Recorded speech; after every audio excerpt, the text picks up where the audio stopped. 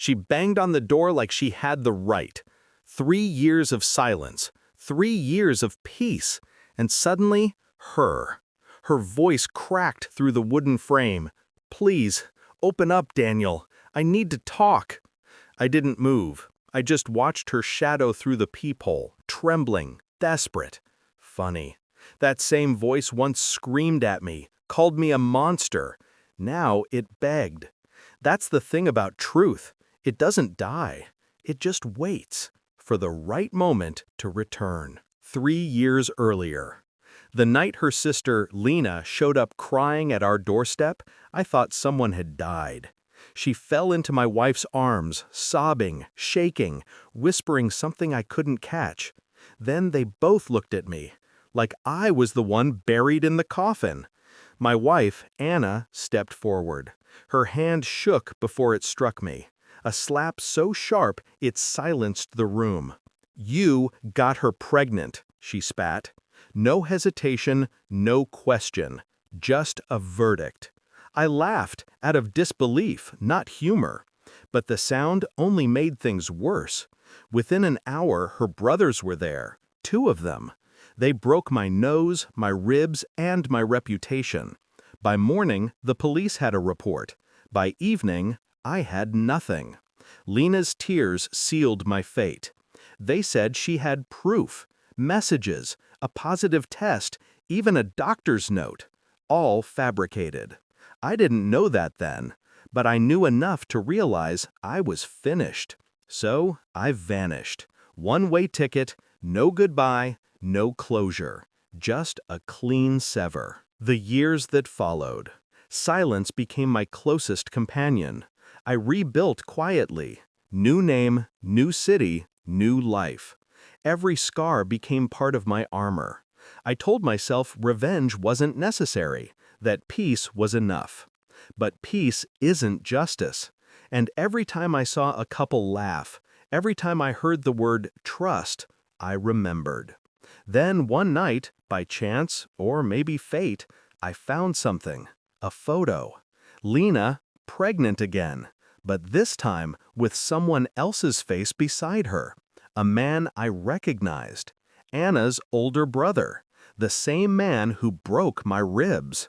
It took time to verify. Quiet time.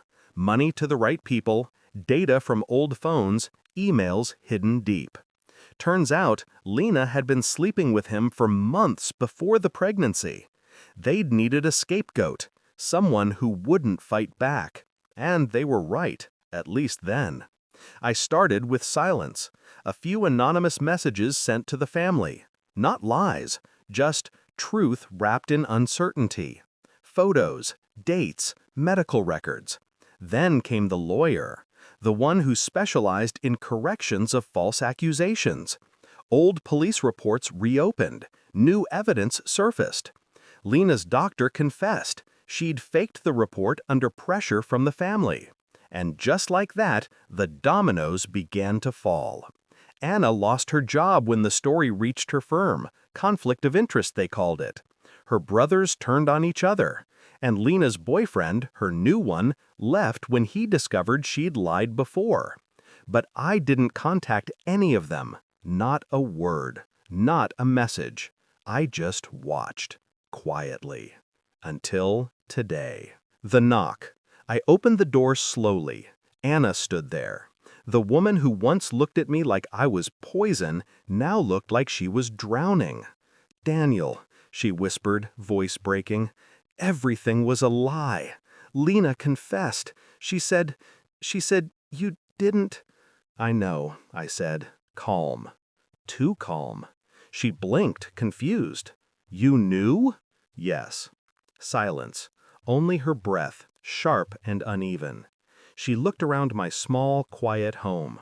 "You've been here all this time? Alone?" "Yes." Tears fell. Real ones this time. "Why didn't you tell me? Why didn't you come back?" I stepped closer. Not menacingly, just close enough for her to feel the weight of what she'd done. "Because you didn't ask if it was true," I said. "You just believed them." Her lips parted, but no words came. I nodded toward the door. Now you know how it feels to knock on someone's life and be left outside." She reached out, trembling. "Daniel, please." I made a mistake. I smiled faintly. "No. You made a choice." She stood there for a long moment, broken in the same silence she once left me in.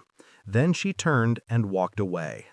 As the door clicked shut, I felt something inside me finally ease. Not joy, not triumph, just release. They destroyed me once, but I rebuilt, not to return. To remind them that some ghosts don't haunt you with screams.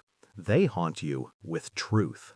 And tonight, truth finally knocked first.